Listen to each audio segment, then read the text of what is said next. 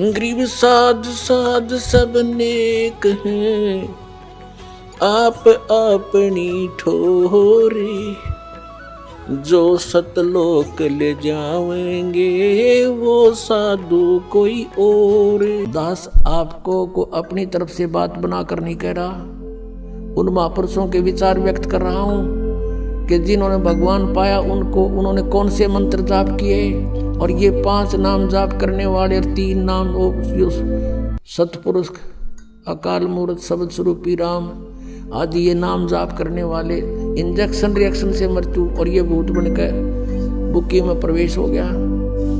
समझदार को संकेत बहुत है पुण्यात्मा। दास का उद्देश्य ये नहीं है कि मैं कोई किसी लालच में आपको ये उनसे अलग करना चाहता हूँ, लेकिन मेरी ड्यूटी लादी परमात्मा ने साची कहने की, और इसमें जरा भी झूठ हो तो आओ सामने कोई बताओ मुझे कि दास ने एक शब्द भी आपके ही इतिहास से बाहर कुछ बोला हो तो।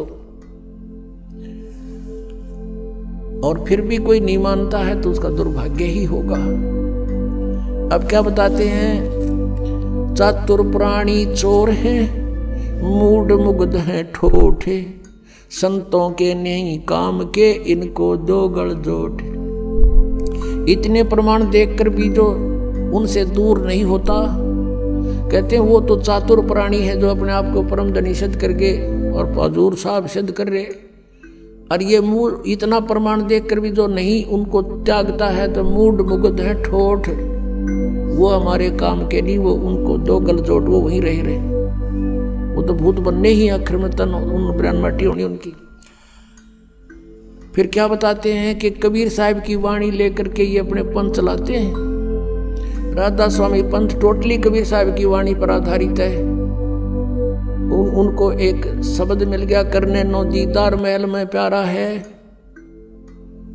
वो 32-33 कली का वो है शब्द, और ये कहते हैं निराकार है परमात्मा, और उस शब्द में लास्ट में परमात्मा ने खुद अपनी वाणी आप बोली है कि आद माया की नी चतुराई, झूठी बाजी पिंड दिखाई, और अवगत रचना रची पिंड माही, ये माया जाल पसारा है। अब आप जी को थोड़ा सा हिंट देते हैं कि राधा स्वामी वालों की पुस्तक में शब्द लिखा है करने नो दीदार महल में प्यारा है, और उन्होंने उसका अनुवाद भी किया हुआ है श्री सामन सिंह जी ने। और फिर भी ये कहते हैं सतलोक सचखंड के अंदर परमात्मा है नहीं, निराकार प्रकाश ही प्रकाश है, आत्मा वहाँ ऐसे मिल जाती है जैसे बूंद समंदर में। और परमेश्वर की वाणी पढ़ते हैं और फिर भी इसका अनुवाद गलत करते हैं, और फिर अपनी सिद्धांत को उसी को सत्य मानते हैं। परमात्मा की वाणी के विपरीत उनका विधान है। देखिएगा क्या बताते हैं।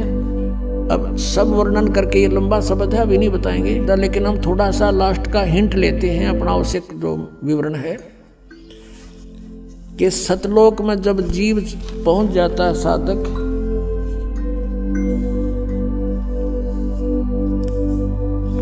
तो वहां क्या होता है कि 16 बानु हंस को रूपा।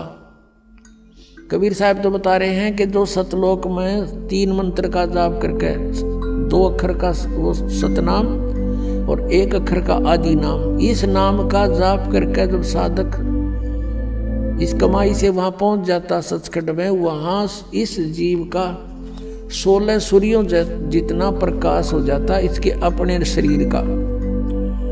16 बानु हंस को रूपा, बिना सत बजे अनुपा, अनसा करत संवर सिर भूपा।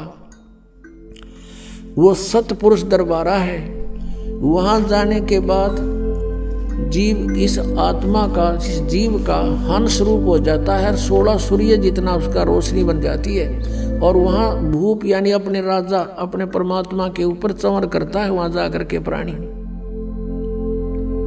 यदि सतलोक में सतपुरुष साकार नहीं है, मनुष्य दृश्य ना होता तो चंवर किस पर करते हुए।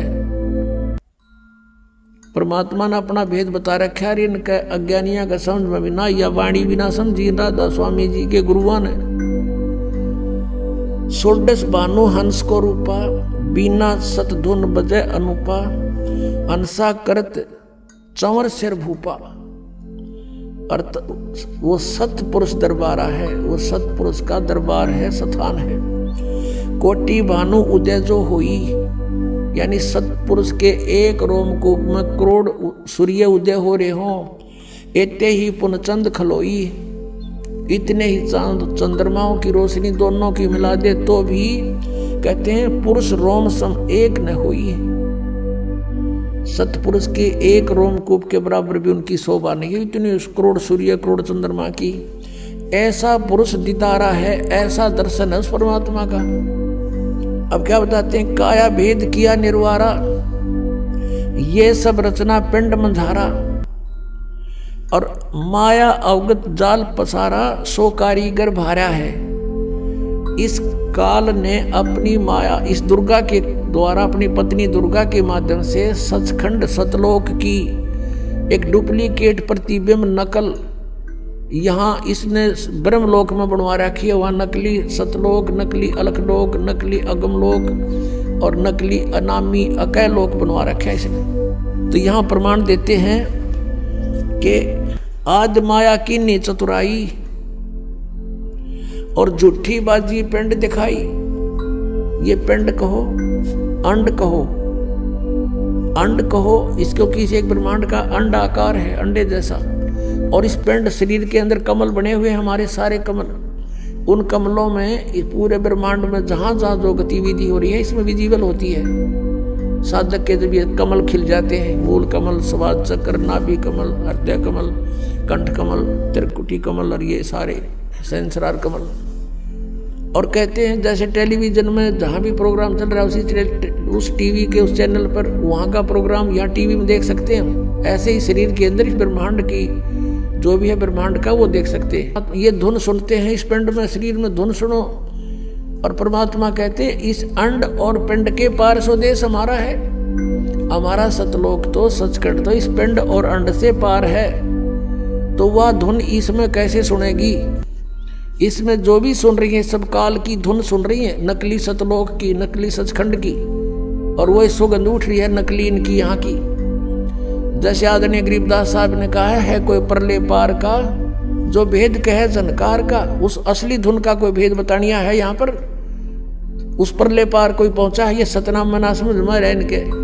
सतनाम सतपुरुष भी सतनाम, सार शब्द भी सतनाम, सतपुरुष सतनाम भी सतनाम, और सार शब्द भी सतनाम, सतलोक भी सतनाम, सतपुरुष भी सतनाम।